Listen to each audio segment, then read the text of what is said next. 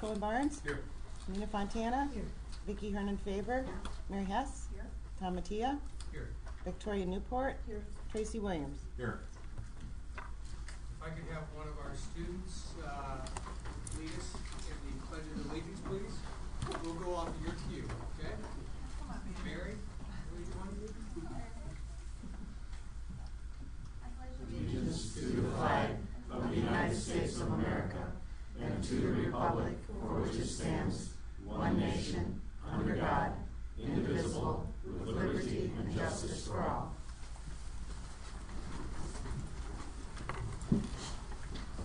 Okay, the first item is a possible dismissal of employee. It's been recommended that the Board of Education approve the dismissal of employee number 936411. Do I hear a motion? So Do I hear a second? Second. Any discussion? Seeing none, roll call, please. Colin Barnes. yes. Nina Fontana. Yes. Vicky Hernan-Faber. Yes. Mary Hess. Yes. Tom Mattia. Yes. Victoria Newport. Yes. Tracy Williams. Yes. Motion passes. Public participation. We tonight have the honor of recognizing some of our National Merit Scholarship semifinalists and commended students. And here to help us with that presentation is our high school principal, Cameron Ruffin. Cameron? It gives me great pleasure to announce that we have 3 letters of commendation for National Merit Scholar. During the month of September, Samantha M. Copley, Samantha R. LeBlanc, and Carmen J. Ward have been named commended students from the National Merit Scholarship, which conducts the program. This award will be presented tonight, and the board will be acknowledging with some certificates for the students. Although they will not continue in the 2014 competition for the National Merit Scholarship Award, commended students placed among the top 5% of more than 1.5 million students who entered the 2014 competition by taking the 2012 preliminary SAT National Merit Scholar qualifying test. The young men and women being named for commended students have demonstrated outstanding potential academic success. These students represent a valuable national resource recognizing their accomplishments as well as their role, the role they play at their school at DHS. In addition, we are extremely pleased to announce that we have 2 students that are National Merit semifinalists. The 2 semifinalists are Mary LeBoy and Michael. I always have a hard time pronouncing Michael. Michael, are you? Michael's not here. And that would be Michael Reishoff. The 2 academically talented high school seniors have an opportunity to continue in the competition for some 8,000 National Merit scholarships worth $35 million to be offered next spring. They are outstanding students, and as some of you may know, Mary also was one that received the perfect ACT at 36. She's a very hardworking student, very friendly and humble. I love seeing her in the hallway. She's just a well-rounded person. So I'd like to first start by congratulating her for being a semifinalist.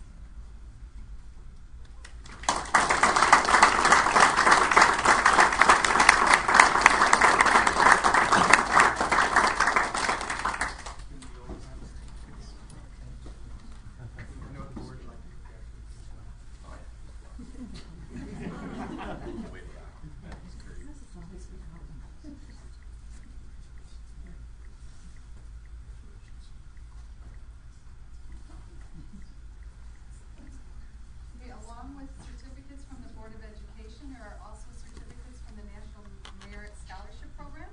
First one here is for Samantha Copley.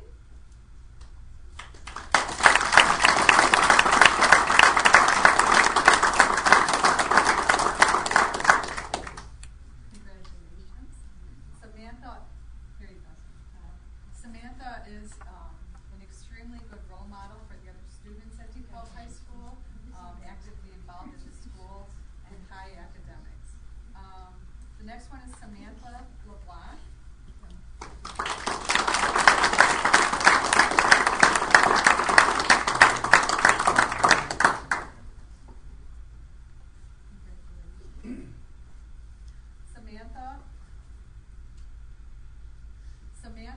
had to go seek out the university so we could continue her studies at the high school because she went beyond what we had to offer at the high school. So she's taking some classes at NIU right now, or a class at NIU, right?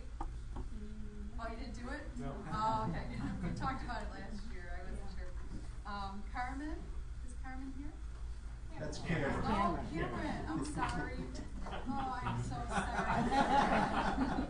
Oh, congratulations.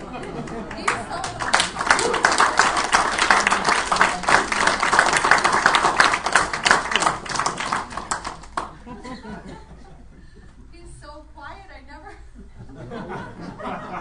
Sure.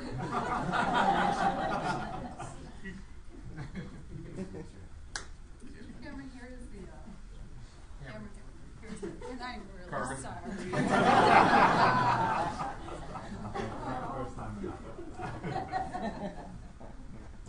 If you don't mind, we'd like to ask the students where you are thinking about maybe attending school, or what your plans are when you go.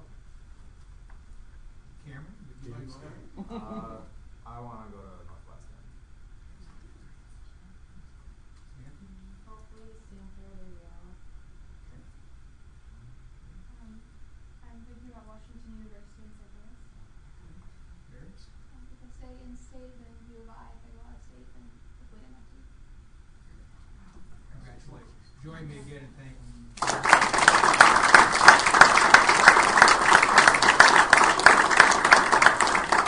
One thing, we have our new reporter Arcadia here, and so did you get that down?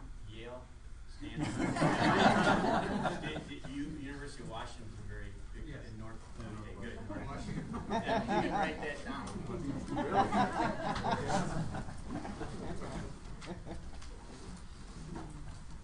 Kind of scary given the directions of the reporters. Yeah. You got- Well, she's new. I'm helping.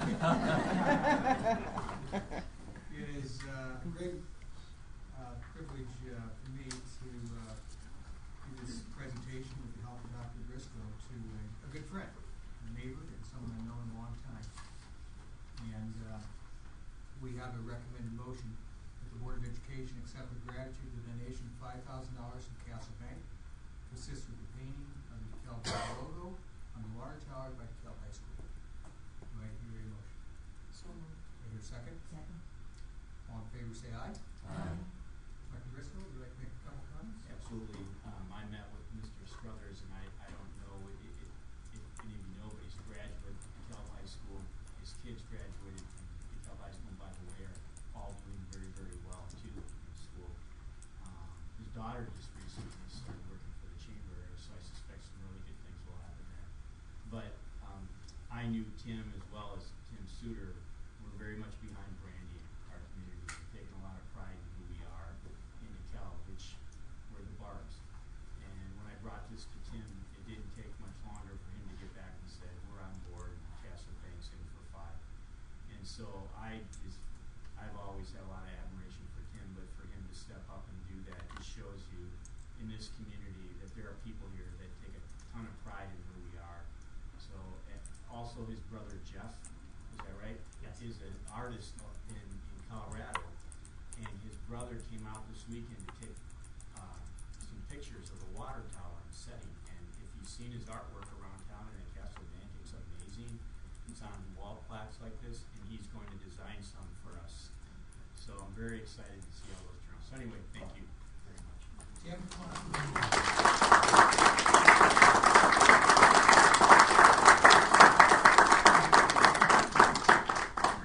Thanks, Tom.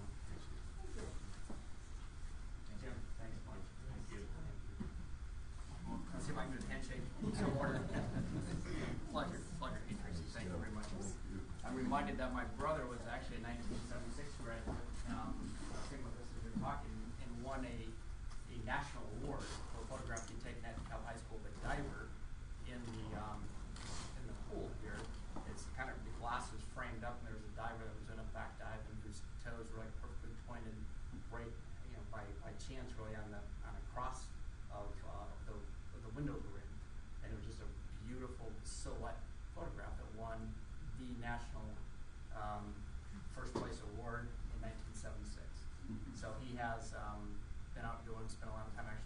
photograph of this, and it'll kind of make it pretty special. So, again, a pleasure for us to do. We've been involved with the school district for a long, long time. I'm a benefactor. My kids are. I'm a fourth generation, actually, DeKalb person, and congratulations, most of the students. We do in DeKalb. I'm so delighted with the awards that we recognize with the U.S. District Report and that sort of thing. That our best kids, I've always thought, have done extraordinarily well. I was telling Tamara that I was actually in North Carolina this past weekend with 15 DeKalb high school graduates who have all done extraordinarily well in life. Actually, there's 25 guys who've kind of stayed in touch, and almost perfectly productive lives by all of them. And we kind of were all just basic DeKalb high school graduates, so a lot to be thankful for. So $5,000 is easy to do. Thanks. Thank you, Tim.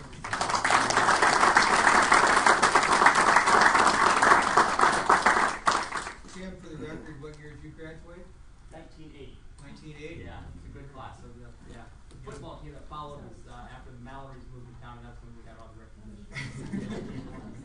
Thanks, Tim. Public comment. Vicki, do we have any cards? Do not. Okay. Seeing none, board committee reports and correspondence. Any updates from any board members this evening? FFAC was last week. Anything to report? Continuing work on what to do with the 21 million. People were looking for an accounting of how much has been spent and how much is left. Big presentation by Cohen and come over about 1 technology. Sorry. Curriculum Council met last week, and about the biggest thing is that the Humanities Department at high school is working on course development for a new course for English Humanities 1 to help those students who are coming in here still having some problems with their humanities course. And it sounds very promising. They're going to come back to us in November, so we'll probably be hearing from them shortly after that. Comments, questions, Paul? Real quick, I'm going to be moving some pizzas to the back table. I ordered too much. Please get up, help yourself. I'm not taking any of it home, so help yourself, everyone. Thank you, Cohen. Okay, we're going to move on to our presentations, and as we've done annually, Dr. Briscoe will give us a presentation about the state of the school district. And Jim, the floor is yours. Tom said I had only 3 hours. So I'll try to keep it under 3 hours, but I actually am not planning to go through all these slides. There are some key slides I went over with Tom, some things that really need to be shared with everybody, and some of the slides with finance and some of the data on the school facilities you can read yourself. You can download this document. It's on board docs, and feel free to read through all the details. And if you do have any questions, give me a call, but I'm not going to review every single slide in detail. So I appreciate the opportunity to do this every year, and I think with this, as I went through this document, I realized this has become a pretty nice document to show the history of a snapshot of our school finances, our facility improvements over the history, our student achievement, and curriculum initiatives that are happening in the district. So it gives you a really good snapshot, and that's what I sort of want to do tonight, is just describe that to you so you have a picture, and then open it up for questions. And I'm sure my team can answer a lot of those questions too, because they've been part of a lot of these initiatives. As a matter of fact, one of the initiatives is to get out and communicate, that I'm going to share with you in a minute. One of the board goals is to communicate with the community about what we're up to, and this is one example of something that's come out of the goals from the Board of Education. So if you go to slide 3, I numbered the slides, so in case you don't, if you are reviewing it on your own, you can see what page the slides and go directly to those slides. But our mission, which is up by our board, next to our board, is to educate our students to reach their full potential while preparing them to contribute to a global society. And I can tell you, this Board of Education in 2012 sat down in a SWOT analysis of this district to get their arms around certain things they wanted to do as a board. And you can see, I'm going to briefly go through these goals that the board set. You can see a lot of initiatives that happen as a result of those goals that are going to, from my perspective,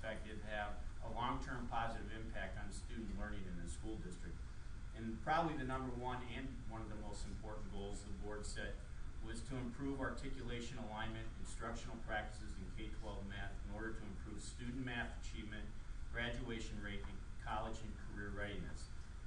And this is perfect timing because college and career readiness and developing aligning our curriculum with the Common Core and getting ready for the PARCC assessment is so critical now for all the districts in the state of Illinois, and we're spending a lot of energy on doing that in our district.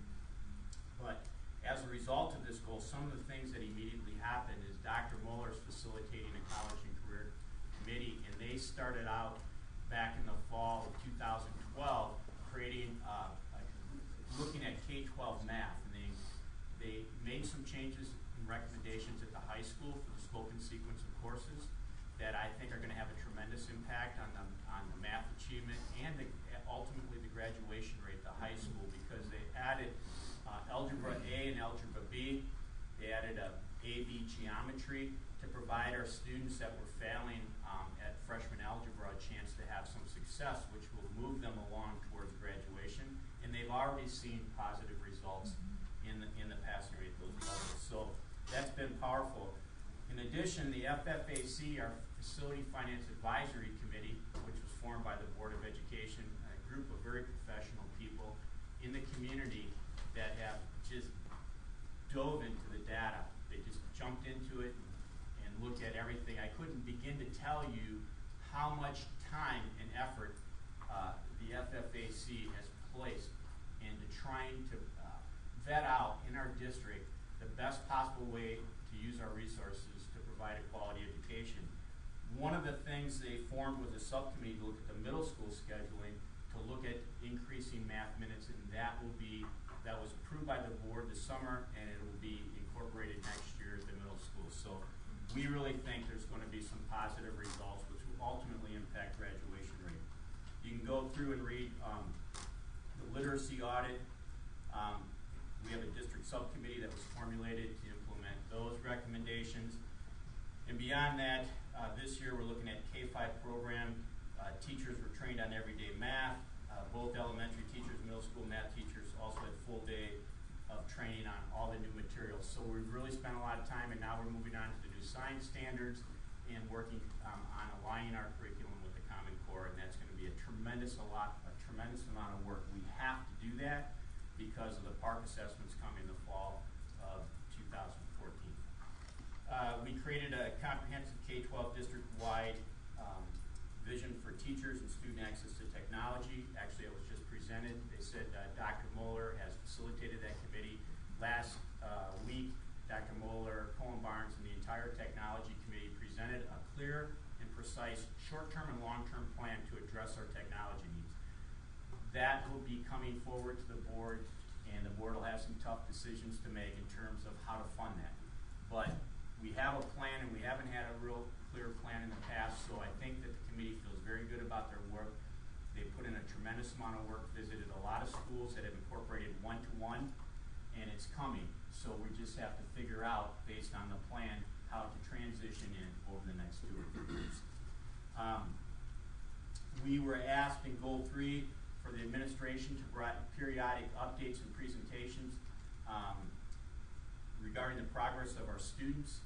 And I think we've incorporated an annual calendar now where the Board of Education knows what will be coming towards. This is one of those presentations, but you'll also receive presentations on our curriculum-based measurements and the progress and growth our students are making, how we're trying to close the achievement gap. We've presented reports on student discipline. We just had a discussion in our district improvement planning process today that we want to incorporate elementary discipline data and take a look at that and how that's impacted by the PBIS.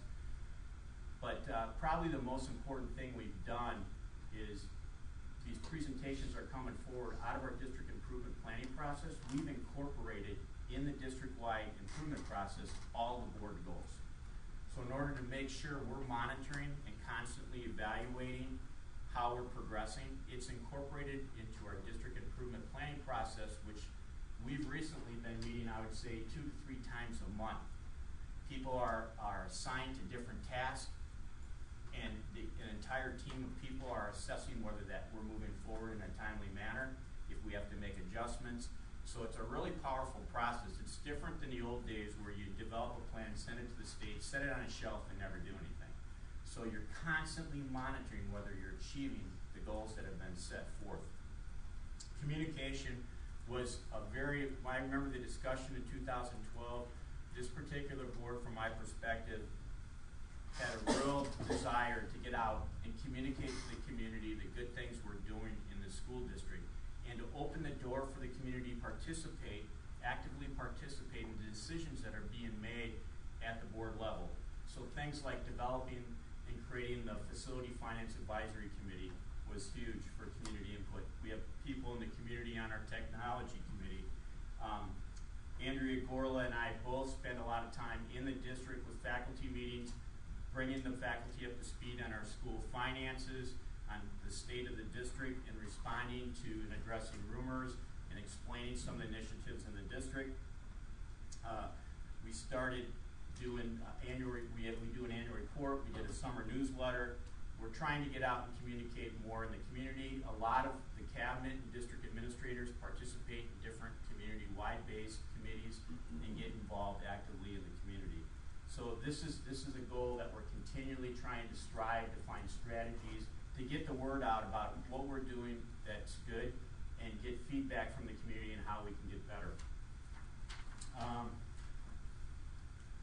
One of the final goals I've attached to appendix, one of the things, and this sort of ties into the previous goal, is how to continue to involve and engage parents in our schools. And the way I went about doing this, I didn't want to put it in this document. I attached an appendix I had given to you earlier this year, but it lists all the principals, all the different evening events they've been engaging parents. And one of the themes that I've seen happening is literacy nights, nights for parents to come in and learn. I've participated in some of the activities where teachers presented to the parents how they can help their students at home, provide support at home for different projects that are brought home from the students. And those have been very popular. Another thing I've noticed in our district-wide, across the district, is the principals and teachers are getting involved in wellness activities and connecting with the YMCA and doing parent and student evening activities at the YMCA, and to promote wellness and to engage our parents in what we're doing in schools. So there's a lot going on in our schools to engage parents. We don't think we're at where we need to be. All these goals are ongoing right now, and we're constantly revisiting to ask what we can do to do better. So there's a lot that has happened, but we realize there's a lot to do. And these goals are really having an impact on the school district, the goals we set, and on the students. So you should be proud about that. I'd like to just briefly go to the demographic slides. You can see the history of enrollment over the last 10 years. Andrea Gorla, our assistant superintendent for business, went back in 2010 and looked at a demographer's report. And the demographer was almost right on the last 3 years where our student enrollment would be. So that was pretty impressive. We're up at 6,200, not much higher than we were last year. Over the last 10 years, we've grown about 1,000 students. We haven't seen a lot of growth. There are bubbles. We see at kindergarten, first grade, 7th grade, and other than that, it seems to stabilize each year across the district. There are bubbles when you look at the next graph by grade level. So I don't have a response to why that's occurring, but it seems to balance out every year. The one chart, you can take a look at page 9. That's another chart I'd like you to look at. This tells a story about our community. I think it's a very interesting slide. You can see we've had an increase in our Black and Hispanic subgroups over the last 10 years, but you can also see that stands out our economic disadvantage has literally grown from 30% to over 50% in the last 6-7 years. So that's fairly significant in terms of when we're focused on addressing the goals the board has set. We have to be cognizant of the student population and the families we're serving. So a lot of times you have to address their needs, and a lot of time students with low socioeconomic disadvantaged students come with a lot of needs, not all the time, but sometimes. So you have to be cognizant of that. And when we're in our continuous school improvement, we're constantly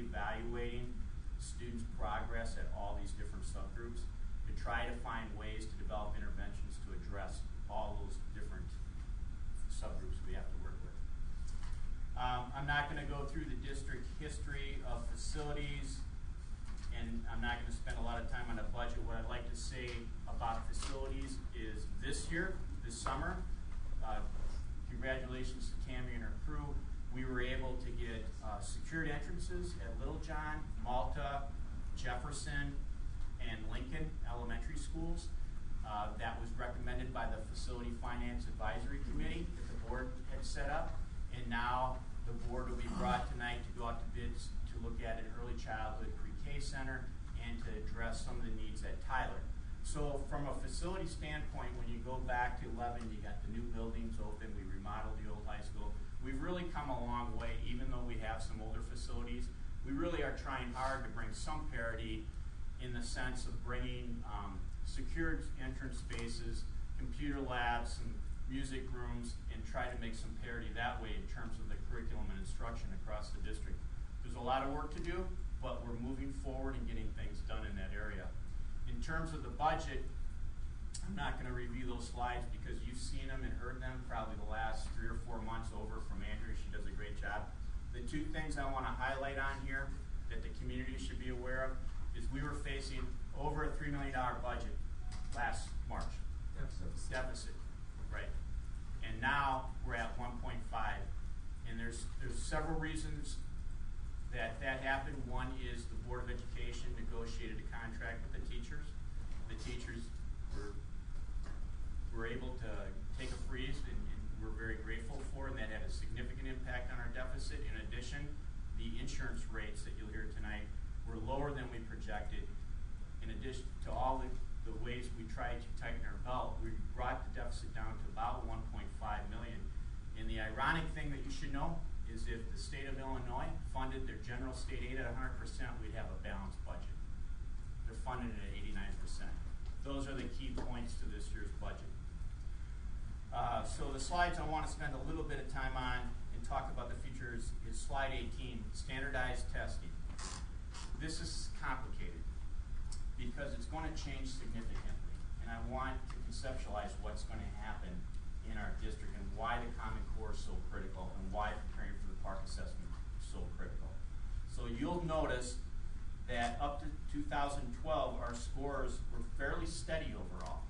And if we calculated the change, the difference between 04 and 012, you would have seen a lot of green in there. There was a lot of growth in all the different subgroups. But what that basically is value added. There's really not much significance. It says our teachers are teaching the curriculum, they're doing a good job, and they're getting a lot out of each. But each cohort's a different cohort, right? Each group that comes through the school, they're measuring a different year. What's going to happen, and the problem that you see in 13 that I need to make it clear, is the state knows with Park Assessment coming in 14, they wanted parents to be aware that now K through 8 is going to be more aligned with the ACT and the rigors that the high school have to face. Because you always see that growth. Any school district I've been in, you see that growth from kindergarten all the way up to 8th grade, and then you always see that bump at the high school because of the rigors of the test. So what the state did is they changed the cut score on the ISAT to make parents aware of the fact of what you're going to see when they administer the Park Assessment. Is that a pretty accurate assessment? The beauty of this, though, the absolute beauty of this for you as the school board, the administration and staff, we've been doing this, is the new Park Assessment is going to be given in the fall of 14, but then it's going to be administered in the spring again. So what you're actually going to see is growth from the fall, from the same cohort. You're going to find out if there's growth in what they're learning from the fall to the spring. Even more powerful than that, what you're going to run into, and the principals are currently experiencing this the last 2 years through the new para legislation for principal and teacher evaluation. Our principals the last 2 years have a student growth model as 25% of their evaluation. There's no subjectivity. They either meet their goals or they don't. And it's 25% of their evaluation. Now, the even more significant thing is in 2016, that will be part of the teacher's evaluation. So you see how this is all tying together? And then, to tie in technology, the reason that's so critical to this process is this is going to be done on a computer. students are going to be taking these assessments, they're going to immediately get these feedback back to teachers to be able to assess whether their students are making progress or not. This is the most significant thing I've ever seen in public education since I've been in, because it makes sense. So, although we want to look at this, and this is what our reality was the last 10, 15 years, I'm very excited about the possibility of improving instruction and curriculum because of the new model that you're going to be assessing students. So what I'm trying to say, beginning 14, you won't be able to go back. You can't even now in 13, you can see the drop. We didn't feed our kids anything bad that day. It just happened because of the cut score. So this is actually exciting to me. I think, and you should be excited. And our staff, we have the district improvement, school improvement process that's constantly meeting. We're constantly putting up student data and looking at the different subgroups in areas in the district. We did this the other day. Areas in the district at different grade levels, we're seeing no growth from our curriculum-based measurements from from fall to winter. So we're trying to make adjustments then in the curriculum and instruction to see if we can make those improvements. And that's what this team's doing, and it's very exciting, and I think we're one of the better school districts in the area doing it. That's my opinion based on what I hear out there. So the AYP, No Child Left Behind, exists, but it's really non-existent. And we'll be moving to a whole different system that'll make a lot of sense, and I hope we'll see a lot of student growth. And that I've shared with you the district improvement planning on page 21. You can see the initiatives we've just talked about. I've already reviewed those with you on page 22. And page 23, I want to highlight things that I think were really magnificent this year in the district.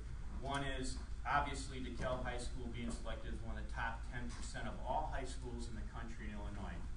Again, that's amazing to me because how they measured that is they took low socioeconomic students and how they performed on math and reading. Then if you perform better than other schools in the state, they looked at your subgroups of Black and Hispanic, and if you performed better than other schools, they looked at the success you had on AP exams, and that's how you got ranked in the country. With that said, it means we're doing it better than 90% of the schools, high schools in the country, and I think it reflects what's happening in K-12. So everyone deserves credit. The board deserves credit for supporting the initiatives. The administration and teachers deserve credit for working with those subgroups and doing it better than other people are doing it. We found out Cortland Elementary Physical Education Program received a Blue Ribbon Award for Outstanding Physical Education. That is a difficult thing to achieve, and it should be highlighted. And the staff at Cortland, Kim, and the PE teacher should be very proud. I've seen them in action. It's amazing. Our Facility Finance Advisory Committee made recommendations to the board for short and long-term facilities. Carrie was one of those people who led the group to do a lot of work to present a short-term and long-term plan to the board last summer. It takes a lot of time and effort, but because of that plan, we're moving forward on some really cool facility initiatives that are going to have an impact on student learning, especially the EC pre-K if we're able to get it done. Big thing that happened this year, the board should be congratulated on. We finally sold the Fairview property. It was an asset we weren't using. The board was able to finally get through that process and sell it, and it worked out great for the whole community. The Park District gets to place, our students and our families get to play soccer over there forever. So that was a great thing. I already mentioned the facility improvements. I think you have to highlight the DCTA contract. I think the DCTAs here, everyone that was part of that process realized the rigors and the time and effort that was involved. The people on both sides that were involved deserve a lot of credit to get that contract done and open school on time, and it's still fiscally responsible, and I believe both sides received some positive things and had to give up some things, but I felt it was a successful negotiations, and it turned out great for everybody. So with that said, that leads into the fact the Board of Education was able to reduce the deficit for a lot of different reasons. 50% that we saw in March to was presented in September. That's enormous when you look at other districts in the area. And to be able to say that if the state funded GSA 100%, we'd have a balanced budget, that's amazing. And then Obviously, they were able to go transition. I announced my retirement, and they have a great new superintendent. And things are like this are just going to keep rolling, Dr. Moeller. I can feel it. I can feel it. Right? Great, thank you. All right. That's my presentation. And we have a couple comments. One, Cindy, it should say December 2012 to September 2013. That's how long we worked on it, right? But it was good. It was good. And also, I'd like to highlight that, Jim, I think you came to me 3 years ago when we first did this.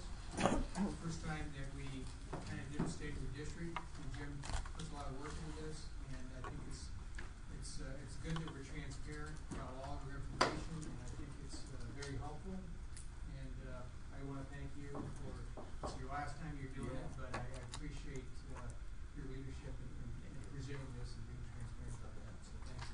Thanks. Okay, we will move on to our next item. We have an informational item, employee insurance premiums and benefits. I think we have our representative here from Metro as well. And Andrea is going to review that. Yes, good evening, everyone. So on September 24th, the full insurance committee met to review claims and go through the process as our new insurance takes place on January 1st. And with the assistance of Renee Cornell, who's in the audience here from Mesro, we were provided very thick binders to look at all the information that goes into our insurance making decision. So the good news was that because of our claims ratio, we saw a decrease in our insurance premium of 4.8% for the medical insurance. And that's the largest piece of all of this, and that's why we did see $500,000 savings, as Dr. Briscoe was stating in our budget. So we've incorporated that in. The committee did ask, because of the cost savings, to look at other options, perhaps to bring some of the benefits back that a few years ago we had decided to decrease because of mitigating factors of premiums rising.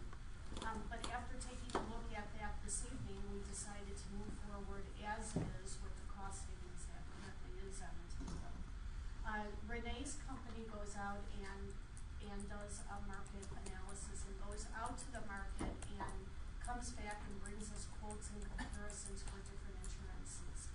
So on the 24th, on September 24th, we did a comprehensive look at the health insurance. This evening, at 4 o'clock, we met again to take a look at the dental and all the other ancillary life insurance, flex account, right, vision, all the other additional components. And I believe you know the specifics of it, but either there was no increase or a decrease in each of those other ancillary insurances.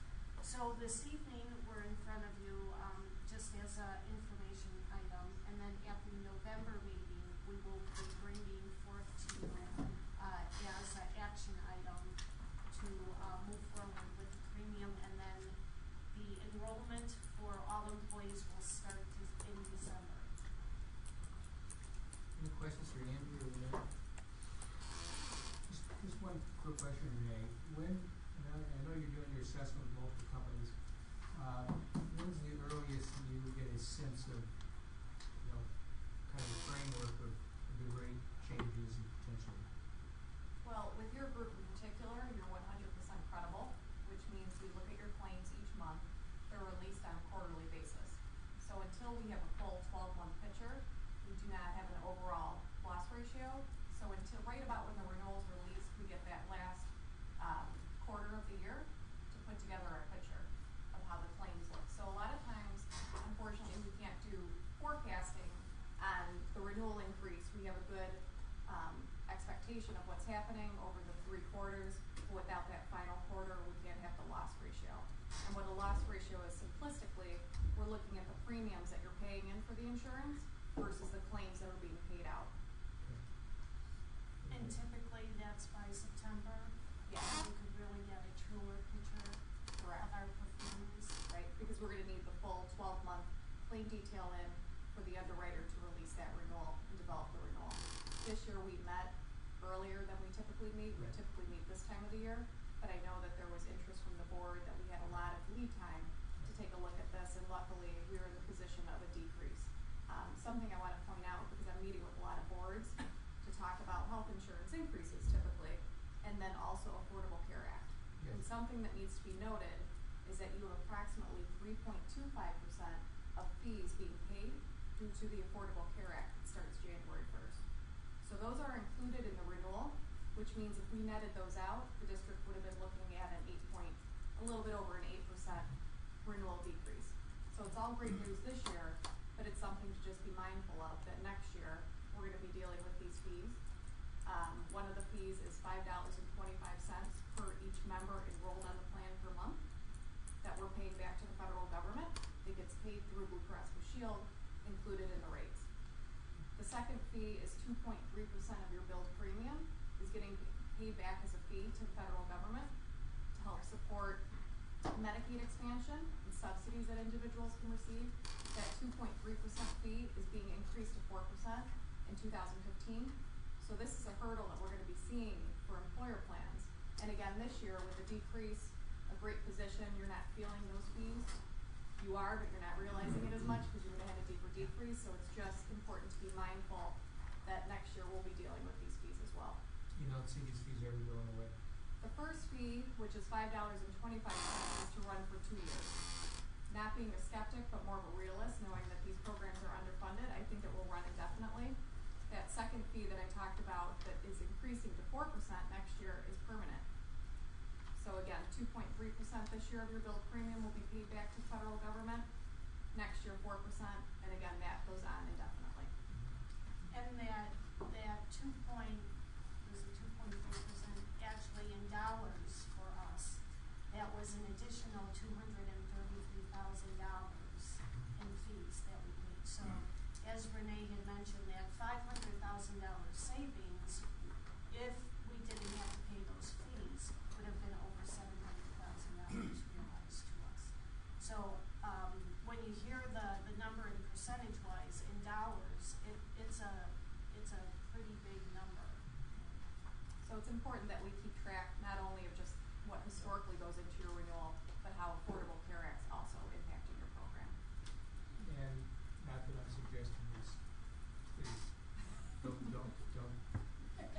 Sandy. But since you are working with multiple districts, have any districts talked about, just paying the penalty? At first, in 2010, they all said, sign me up. You know, when can I pay this penalty and be done with this responsibility? I can, in all honesty, say not one of my groups, whether it's public sector or private, are looking to do that. A lot is still unknown with the state exchanges, as you can see probably watching the news. We need to see how those shake out, and that's really what you have a consultant here for, is we're keeping our pulse on that. We think that we need at least a year of data on how the state exchange runs and how that changed the dynamic of insurance. The intent of the state exchange, in our belief, is for the uninsured population, not necessarily to pull people out of a private sector plan that we think may be more comprehensive or richer in terms of cost. That $2,000 penalty, there's talk that it was set at first to protect small business. So any group over 50 lives would pay a $2,000 penalty minus their first 30. And when they passed this law, they said, they talked to small business owners who don't historically offer insurance. Come 2015, if you don't offer insurance and you have more than 50 employees, you pay a penalty. So there's definitely industries that do not offer the insurance. They set the $2,000 because they thought that that would be an amount that would not put small business out of business. So there is talk that if this is seen as an incentive, that penalty could increase. And I don't mean to sound like a skeptic, but if you figure this out you do in the 1 math, year, and if you it's- figure out this in 1 year, good for you. I don't think you're gonna know in 1 year. I know, well, I'm hopeful that we'll have a better gauge so that we can actually speak to what the plans look like, what the rates look like. The network's a big question. What providers will be in the network? You have access to a plan, but does it push you, to a very small provider? So a lot of questions, and we're staying on top of it and working closely with your district to answer On that note, though, I mean, I'd like to be continuously appraised of how does the Affordable Care Act affect everything. It's great, here's the percentages on the fees, but to Tom's point, if you pay the penalty, what's that dollar amount to the district overall in comparison to the healthcare package that we're offering? And if we decided not to and paid the penalty, just a brief overview of the opportunities that would be available for our staff, just so we're working with all the members. Oh, of course. So again, the penalty is if you do not offer insurance to 95% of your eligible population, people working 30 hours or more is now eligible. So we don't worry about your titles, your definitions, 30 hours or more. If you're not offering that or you don't offer a plan altogether, an employer will pay a $2,000 penalty per employee that's eligible, 30 hours or more, minus 30. So I don't know the math offhand, but Yeah, exactly, and that's why I'm saying it'd be nice that we just had that right, and information as we've we're done, looking at I think, this. you know, we've done that analysis. And we can share that. Yeah, that'd be great. Yeah. And then if that is the case, then what would be available to employees would be private insurance, which is now any company that decides to offer insurance, your Blue Cross Blue Shield, your Humana's, they're still selling private insurance. The big differentiator is in 2014, it is no longer a place where people can be declined insurance. Right now, if you have health conditions, you can be underwritten and declined.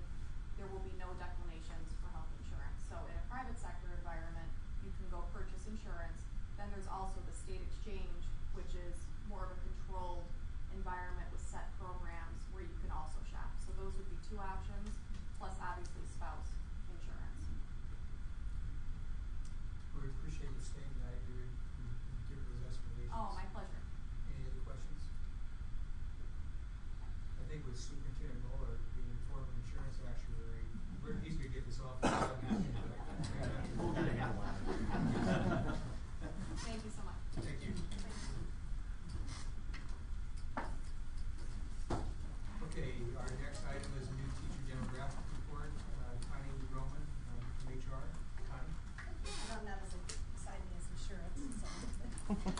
Just to give you a little bit of history, last year, the Human Resource Department reviewed the demographics of our students as well as our staff, and also talked to building administrators to find out what type of positions in the last 2 years have been difficult to hire for. We used this data, we decided to develop a district recruitment committee that would focus on the recruitment of certified staff that would better reflect the demographics of our students. Just to let you know how the hiring process works, every individual building sets up interviews, has a committee, and then makes recommendations to the Human Resource Department about who they should hire for the open positions. Just to let you know that as of 5 o'clock tonight, we had 6,300 applicants for elementary teaching, 4,700 applicants for high school positions, and 5,300 applicants for middle school positions. Right now, we have no positions available, but that is how many people have turned in applications to our district. It is very difficult for an administrator when they see that amount of applicants to really weed through them to pick those applicants that they are going to interview for positions that they have.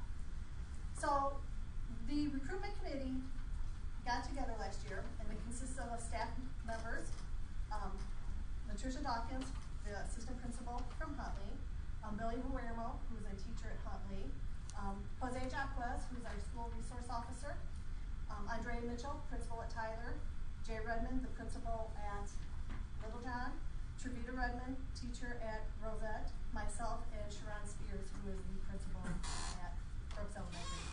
And when we looked at our data, what we discovered is our race data is really disproportionate between our staff and our students, as well as our gender data.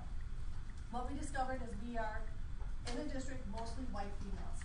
So we set out to recruit minorities as well as males to apply to the district. So what we did is we first created the brochure that I passed out to you. We developed an informational webpage, the page that we connected to our district webpage.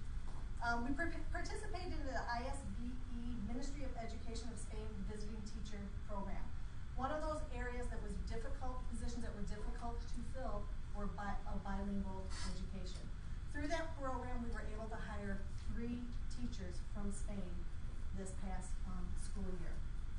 We attended the annual job fair for bilingual ESL and foreign language teachers.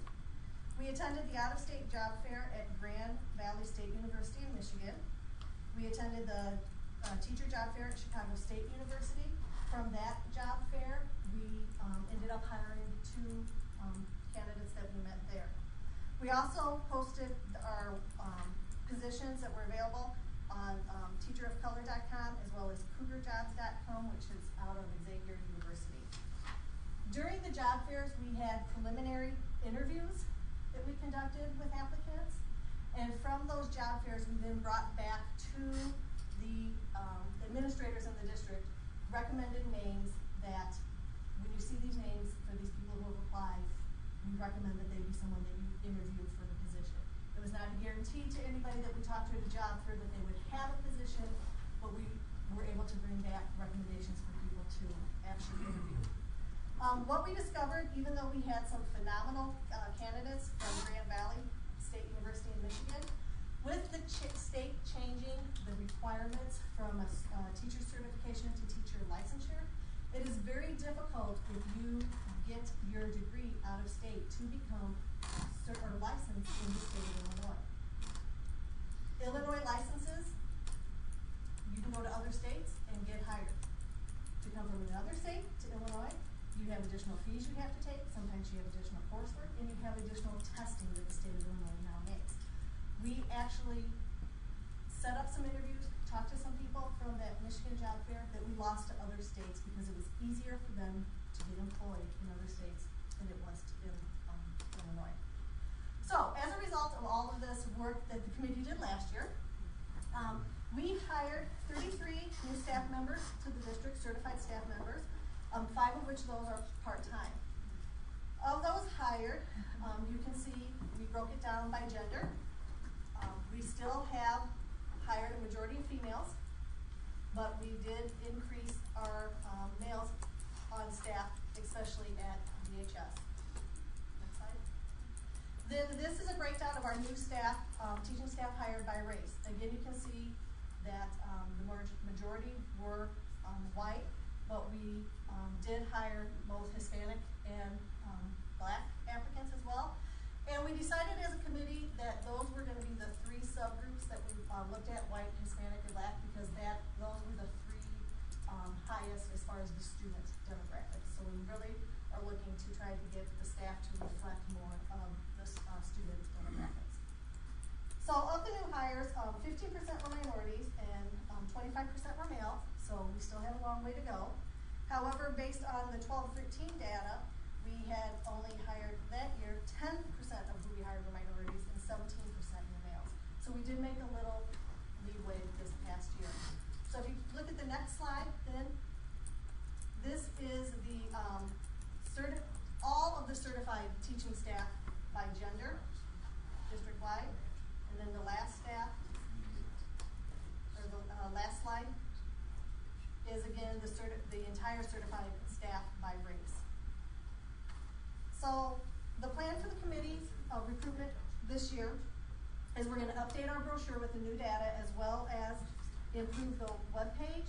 We're going to add more community information in that webpage.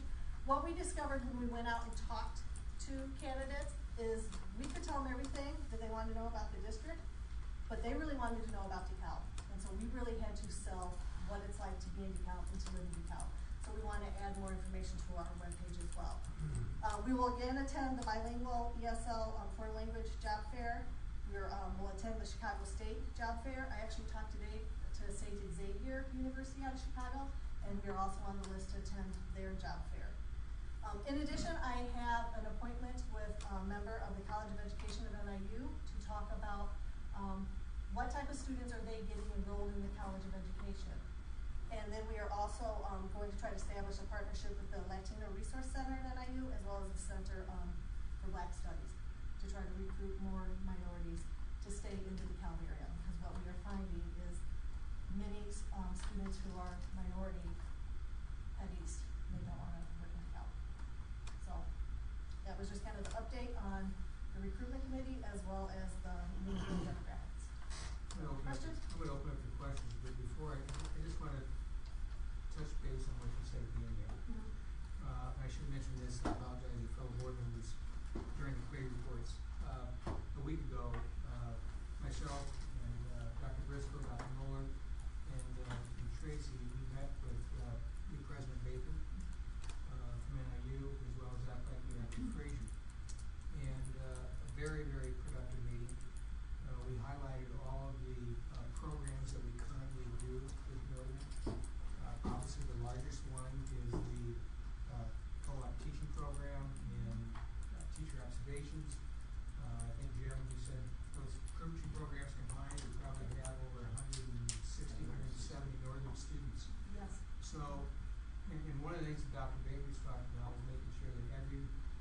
every student has a job. We talk about internships and all this kind of things, and he really wants to build partnerships, and he really wants to help build our community. So, I know there's already been a follow-up meeting set up to work on some of those things. So it's very positive, and I just think there's a really great opportunity there to build some inroads to that, and to prevent that jump. So, I wanted to share that with the rest of the board, because it was very, very positive. Questions for Connie? Going forward, looking at this data, we need to see the net change. So I can see, the demographics will be higher this year, but I don't know what the turnover is like within those demographics over the course of the year. Okay. So I'd love to, how many Doing that black change teachers from do we have? How many Hispanic teachers do we have? Absolutely. Are we trending to our efforts, or are we just maintaining at this point? Based on what I know from just last year being here, we are trending up. But I can pull the data from previous years as well. You mentioned also about selling DeKalb, and the documentary was done on DeKalb that if anyone sits down and watches it, it's a pretty new insight into DeKalb. I don't know if it's worthwhile to have some of those on hand. If you find that really great candidate that you're trying to hook, it's one more way to promote the community independent of district information. No questions? Appreciate your efforts you've done this year to try to make some changes, and I know we might not see the results we wanted, but we just have to do that. Well, absolutely. Like I said, we're making little baby steps, so. Thanks, Connie. Thank you. Next item is district improvement plan update with Dr. Muller and Laura Edwards. This is a informational item. Thank you. First of all, I just want to preface this by saying, the district improvement plan is a very, very fluid document. When we were starting to present this, put this together, when we have 77 tasks, and we just had this improvement plan meeting this morning, and we have how many more tasks? 4. So we're up to 81 tasks. So it is a very fluid document, ongoing.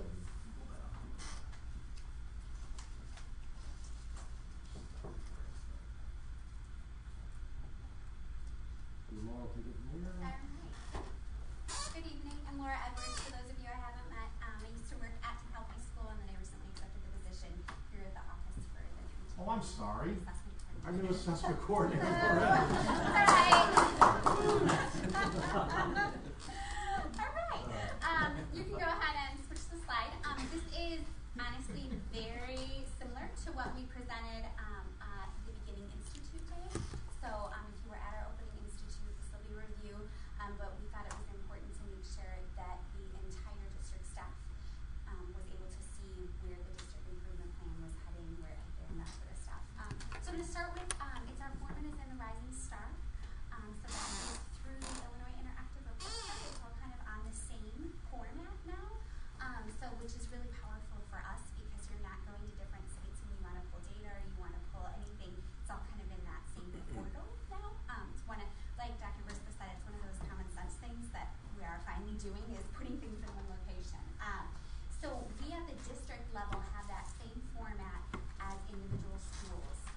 So it kind of works in a really neat, consistent fashion. So we've got district initiatives or tasks we have to do to meet indicators. There's just over 50 indicators at the district level we need to work toward. These are indicators of performance of schools who have done drastic improvements. That's pretty much, they've done research. Each indicator has research briefs attached to it with all the citations. So as a group, when we start to plan improvement, whether it's at the district level or the school level, we have the ability to look at the research that's been done. We don't have to all become researchers ourselves. It's all synthesized for us. It also gives all our schools and the district similar talking points, so we're all coming at it from a common language standpoint, which has been huge. And so each of our schools then can align their plans to district goals, and then from there, as principals make their own goals with respect to their growth as leaders, student achievement, we can all align those in the same format as well. With the district improvement plan, like Doug said, it's a very fluid document. So no more are we, these are the only 3 things we're working on and we make them and put them on the shelf. It kind of evolves. So looking through the plan, I was able to group the types of tasks we're working on into 7 key areas, and I've got a slide for each. So I'll walk you through each of those. We can start start with college and career readiness. And Dr. Briscoe pointed this out so nicely earlier, that you'll see a lot of similarity between the goals you all set and the district improvement plan, and obviously that's not by chance, that's by design. And so the college and career readiness, certainly he already briefed you a little bit on this, but we've got a committee, they've got a vision statement, they're communicating to stakeholders, they're making sure that their work is focused on knowledge, skills, and behaviors for all students in both work and college contexts. So both at college and career readiness. And certainly our work with the Common Core alignment, you're going to hear that a lot as we go through the slides. That's really focused in on making sure our students are actually college and career ready by the time they graduate from DHS. Technology is the next group of indicators we're working on. One of the things that was in the plan earlier was that the technology group was incorporated into the curriculum department under Dr. Moeller. We have improved the tech equity. We're preparing for PARC. As Dr. Briscoe pointed out, it will be on the computer for every student, grades 3 through students in high school who are completing certain math and certain English classes. So we're talking about an awful lot of technology that will be needed for the PARC exam. And then certainly the one-to-one initiative is involved in all of that as well. Laura, what's PARC stand for? Sure, it's the partnership for the Partnership for Academic Readiness. Academic readiness. Thank you. I was giving a second me. Your readiness for college and career. Yes, academic readiness. Thank you for college and career. So this will be your new, like this is it. Your this is tomorrow morning I'll be giving a PARC presentation to Tyler in the morning and Huntley in the afternoon. I mean, this is our big where we're heading. Essentially, if you can Google it, we'll no longer test it. That's kind of like the new way to frame what state testing is going to look like. It will be drastically different than the current ISAT ACT model. So more to come on that as we frankly know more from the state level. But we do know that next year it will be implemented. Dr. Briscoe had mentioned fall and spring testing. Right now, the state's only funding the 2 components in the spring. It would be up to an individual district to, and you're smiling for a good reason too, but it would be up to the individual district to fund the fall and the mid-year component. As of yet, they have not released pricing on what it would take to fund that. So, I mean, we'll go with it.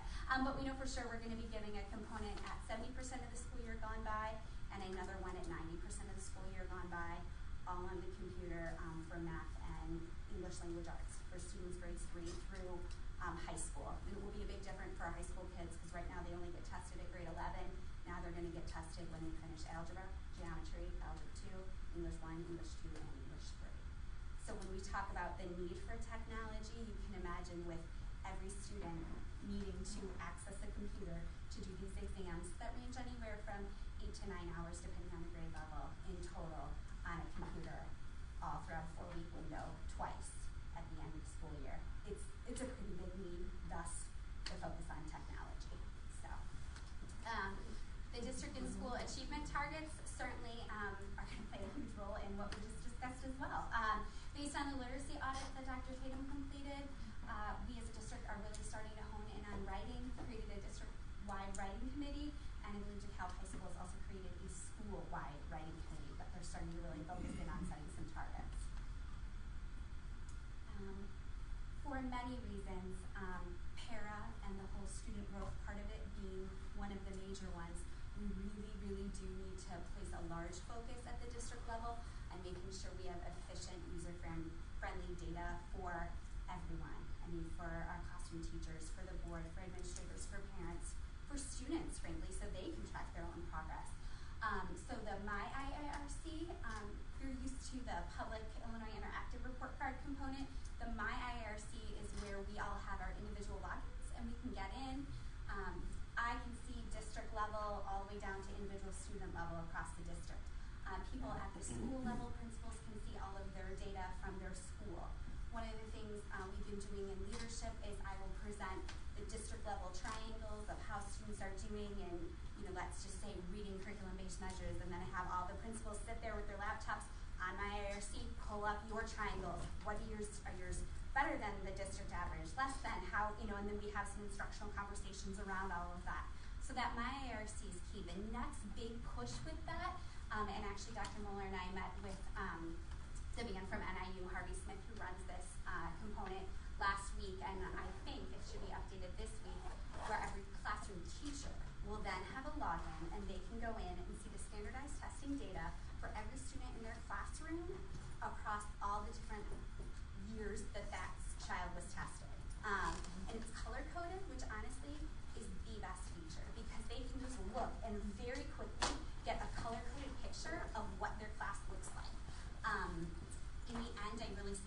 working with grouping when we talk about cooperative groups at any grade level. There's access scores on there, which is our students who are English language learners, so that they can really get a sense of where that's at. So it is going to help us be a lot more proficient with data. Laura, would you talk a little bit about how we are one of the 6 districts working with Harvey in terms of how Yes, so we are fortunate through, really through Brian Tobin and his work with the Illini Cloud. We are one of 5 districts that get access to the MyIARC component for the teachers and everyone free of charge. We also, because of Brian's work with Illini Cloud, get the opportunity free of charge to upload our own local RCBM and MCOM data, our benchmarking scores. Other districts don't have that. They do. They just have to pay for it. So we are really fortunate in that because it's going to help give the teachers a much more broad picture of the scores of their students at all levels and really in all years, which is pretty powerful. So Skyward training has happened and is ongoing just for building level administrative assistants, for deans, for everybody, just to make sure they know how to pull it. We used to have an old system called Cognos, which was like a data warehouse with try and pull data from all these places. It's pretty expensive. When we took a look at how often people were accessing it, it wasn't often enough to warrant the cost. And so just in June, we stopped funding that, and so we've really had to up our Skyward training because we've had to focus some of our reports now through Skyward. And then finally, the data piece really has come in a lot in our 3TM articulation meetings with principals. So I, along with Dr. Moeller and the coordinators at the district level, we meet with the building principals monthly, separate from leadership.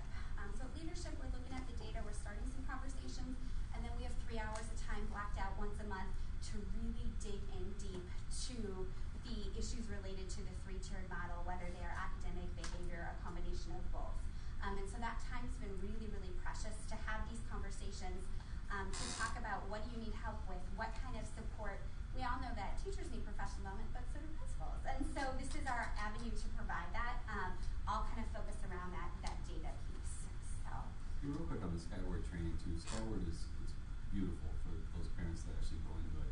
It's also brutal from a user experience. But talking with Brian, it was fascinating. He started digging around a little more, found a feature, enabled it, and now you can look all your kids on one calendar, all the tests, all the quizzes, everything, when it's due, when it's coming up, all the big things. The difference right now that he's going to try and overcome is the homework piece. We can all as parents get emailed the homework by class. Nice to have, but figuring out how to bring that into Skyward. So as a parent, rather than wondering what your kids' grades are going to be and being kind of reactive to situations, Skyward has the capability where we can just, as a parent, see it all in one nice calendar for planning with our kids and just working with them accordingly. But the key is, you were talking about training. Some training's got to be dedicated just for people to see what the capabilities are of even the software that we have, and the enhancements are absolutely fantastic, especially those with a child that needs all the help from its parent that they get. What we're finding is the Edline product that we use at the elementary school, when we moved that to the middle school and the high school, there's an interactive component of it, and it's not working very well. Just ask you, staff certainly needs Fleming. So, again, Brian just got in there and dug around a little more, and we feel we've already got this existing data system. It would involve more training, but we feel that at the secondary level, we might be leaning more towards Skyward than using Edline in terms of the interactive piece.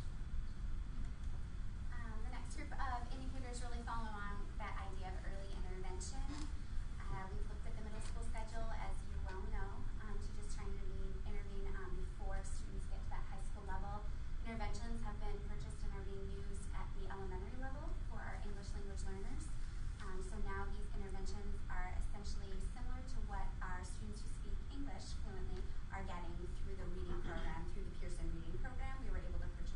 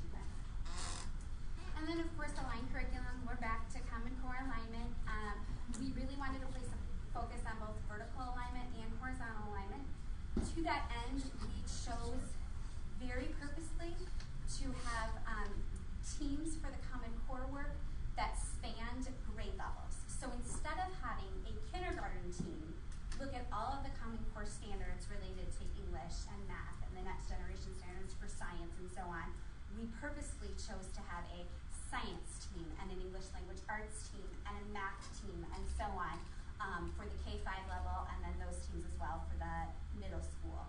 At the high school, they're able to do their work in their PLTs and their departments during that early release time, so we haven't had to allocate the time and resources for their work. In fact, they've been ongoing, and Dr. Huber over there is doing an excellent job leading their efforts. So really, this year, Dr. Muller and the rest of the curriculum department is really focused on that K-8 alignment with Common Core.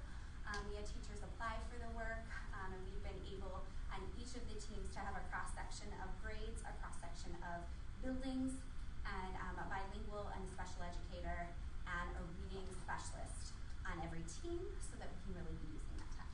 Just something that in the process, the school improvement process at the district and school levels is pretty critical, is we have all these indicators that we have to address. You first have to prioritize them. So what's interesting is you prioritize them, and you may prioritize them high, but you then have to, the next thing you have to do as a team is determine if you, the strength of your ability, your resources to get some of the tasks completed. So what the process does in a sense is keep you real and make you be creative. Because you know this is a high priority, you need to figure out a way to address it, but you also identify you may not have the resources to do so, so how can we get it done? So that's just one interesting aspect where it's constantly a dilemma that you're just philosophizing on, that we know it's important, but we know we don't have the resources. How do you get this done? And it's always an interesting conversation. And then what's neat, I talked earlier about how it's aligned with the school level process. One of the first things I did this fall when I got back to work was to really dive into each of our plans.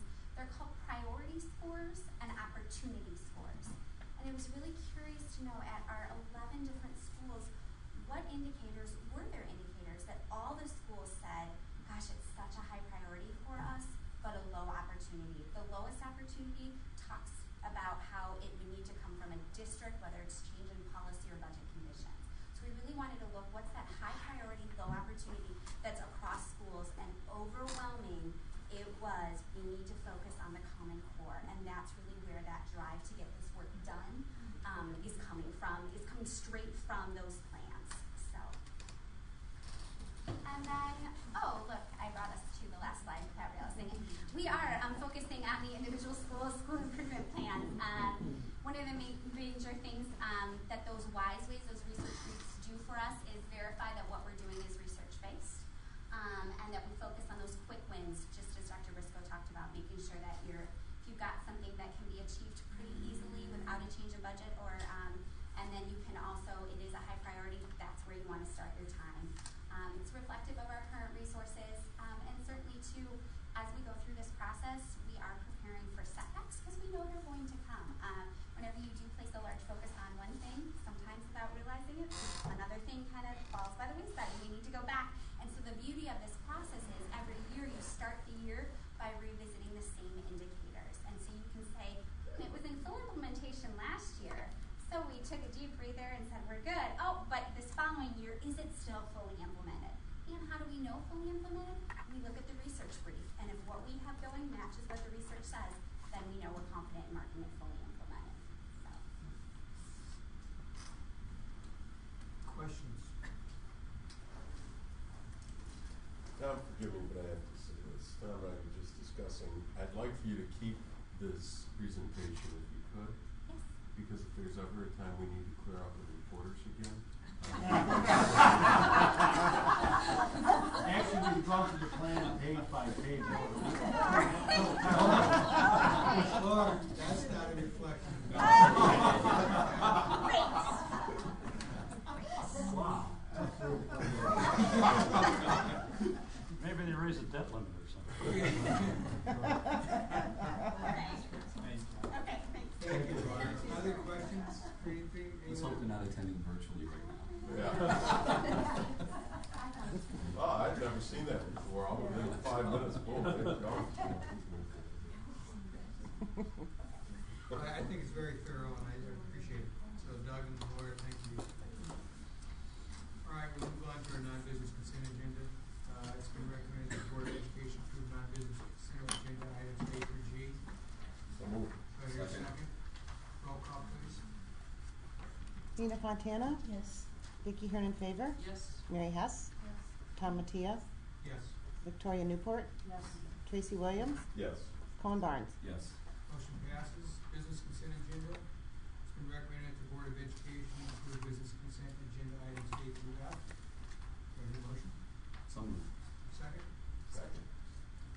Discussion? Roll call? Vicky Hernan Favor? Yes. Mary Hess? Yes. Tom Mattia? Yes. Victoria Newport? Yes. Tracy Williams? Yes. Colin Barnes? Yes. Nina Fontana? Yes. Motion passes. Next item we have for business and finance. Andrew made a presentation on this at our last meeting. Tonight it comes from the board for your approval. The collaborative special education evaluation. It's been recommended that the Board of Education approve administration to hire the collaborative to conduct an audit of our educational programs at a cost of approximately $74,000. Do I hear a motion? So moved. Do I hear a second? Second. Discussion? Questions for Andrea?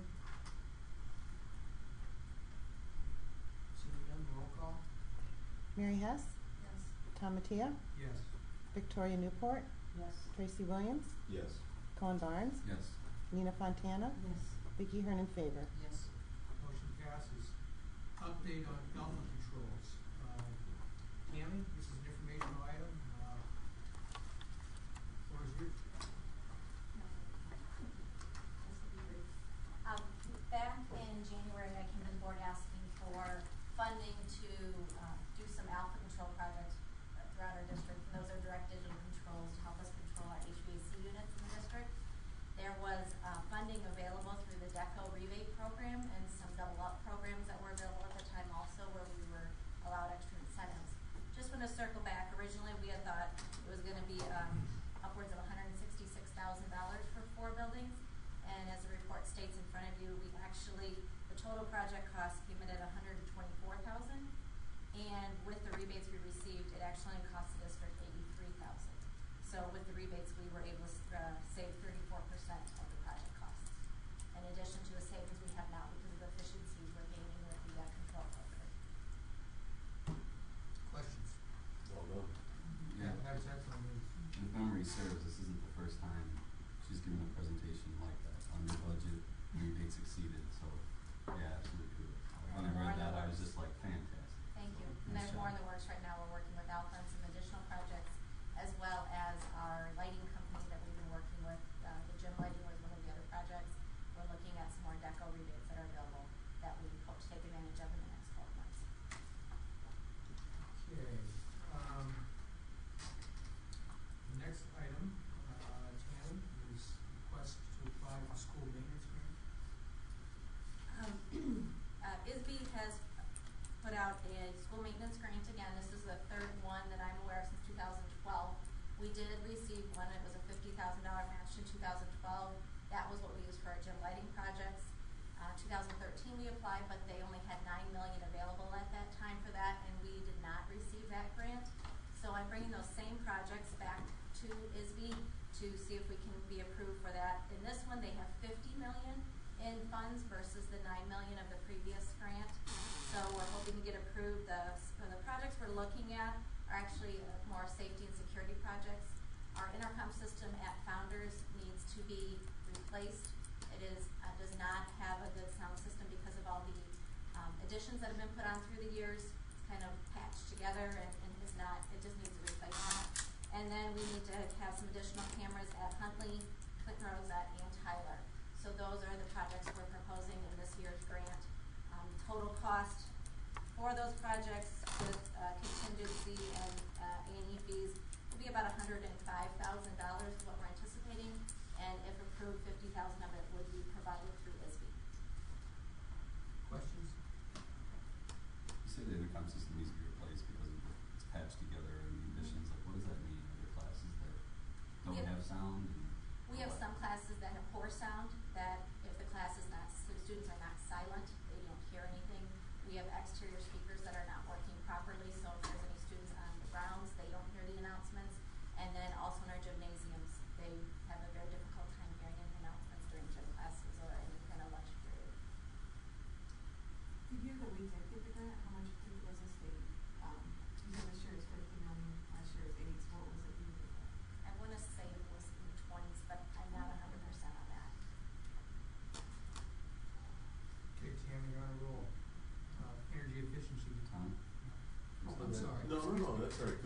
applies to the next one too, and it's strictly procedural. But whenever you're applying for grants, it seems odd they have to come ask permission from us to do that. Can't we, like, if there was a write-up with this, couldn't we just put it in the consent agenda, or? Are we Well, committed to you're the committed match to of the It comes as a informational item. Yeah. And then if there's agreement, then it would come in the consent agenda at the next time, where we take action. But Well, are only, you no, I'm saying- talking about for the grant. It is procedural that, these particular grants do require that I obtain written board approval before I can even apply. And the grant, Okay, the grant has to be applied for by November Okay. 27th. No, it just seemed, They're typically, because they're matching grants, so that you're made aware of that the district will have to fund some money. I understand. In order, so that's why it has to go really through a formal I was just looking at it the opposite way. If the Right. grant shows up, hey, or if they commit to it, all right, let's take a look at it, but I'm sorry. The cameras, so there's 30 some odd cameras here. It's great to have more cameras, but I mean, are we also gonna be recording on those?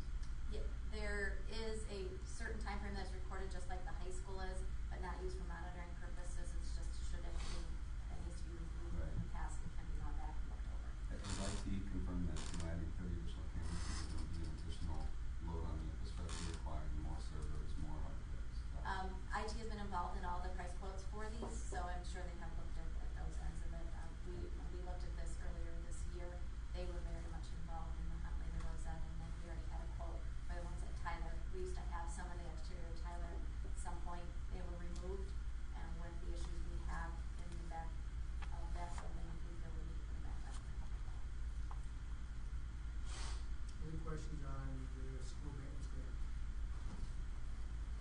Now we'll move on to the request to apply for the energy efficiency grant. This is also offered by ISB. This one is actually matching a $250,000 grant, and there is,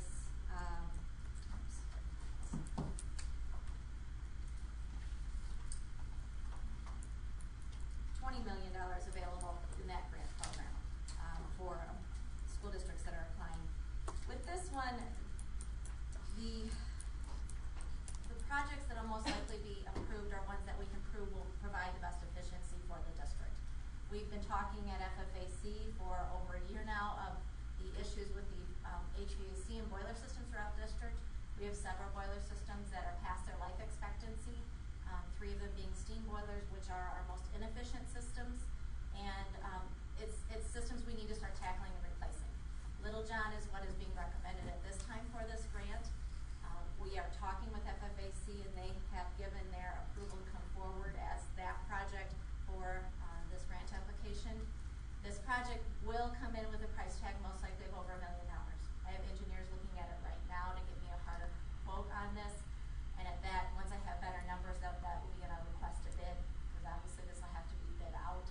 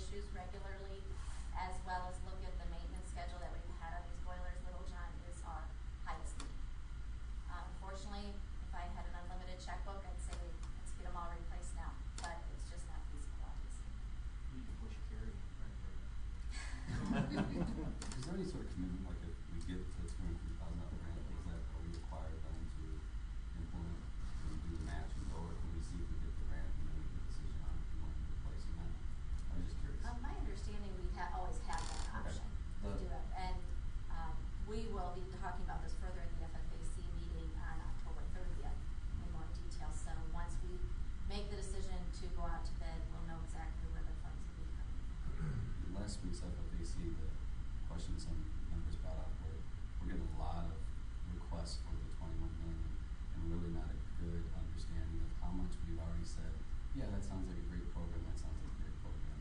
So I know you guys will be producing for them, look, this is where all the requests are, here's the total dollars, so they can start seeing what they're going to spend money on. Because I'm imagining the root of that question is some things we understand walk away from, we need great opportunities and grant money, but the district priority was this.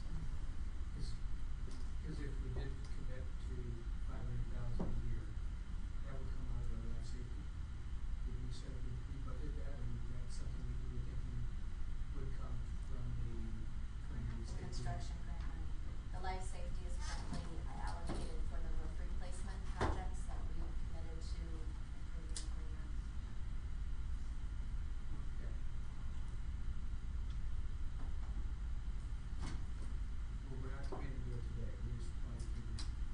Today is informational. The next meeting will just be approval to go to apply for the grant. And before that date even comes around, because I have till November 27th, I will actually have some hard numbers and actually we will have some information for FFAC in regards to real cost estimates. Okay. No questions? Christine? Okay, new business administration, it's been recommended that the revision of the school board policy 6.15, second reading and possible approval. The Board of Education hold a second reading and possible approval of the revisions of policy number 0615. Do I hear a motion? So moved. Second? Second. Roll call? Victoria Newport, Yes. Tracy Williams, Yes. Colin Barnes, Yes. Nina Fontana, Yes. Vicky Hearn in favor, Yes. Mary Hess, Yes. Tom Tia. Yes. Approval of provider contracts, we recommend the Board of Education approve the attached SEC provider contracts. Do I hear a motion? So moved. Your second? Second. Discussion? Roll call? Tracy Williams, Yes. Colin Barnes, Yes. Nina Fontana, Yes. Vicky Hearn in favor, Yes. Mary Hess, Yes. Tom Mattia, Yes. Victoria Newport. Yes. Motion passes. Before we go into adjournment, Vicky, any news? No news. My daughter went into labor again. Oh. I'll write them text you, I'm sorry, I usually don't at board meetings. Do I hear a motion Still to waiting. adjourn? Hey, before you do, Yes. real quick, a lot of you are not football fans, but you know what? This team, I think, is on its way to the playoffs. Their last home game is, a week from Friday. And, last scheduled home game, I'm hoping it's not their last home game. They're fun to watch. Anytime you blow Morris out 40-14, that's a fun group to watch. So I encourage anyone who has not been there to come cheer for these guys. They're a lot of fun to watch. And I know, Victoria's too humble to say this, but Yeah. our young ladies on the volleyball team won an extremely impressive tournament this past weekend. Our cross-country team continues to do well. Kelsey continues to light it up on the leaderboard. And the soccer team has done very well. So we've had a great fall with Yes. some of our activities. So, On that middle school cross country, they have their sectionals, and Rosette is going to state. The girls' team is going to state, but Christina won the whole thing. Right. And what was wild is here you're at sectionals, a big meet, and she finished, and everyone's pausing and looking and waiting, and eventually the second person came. Mind blowing how fast they go. All right, sorry. do we have a motion to adjourn? So moved.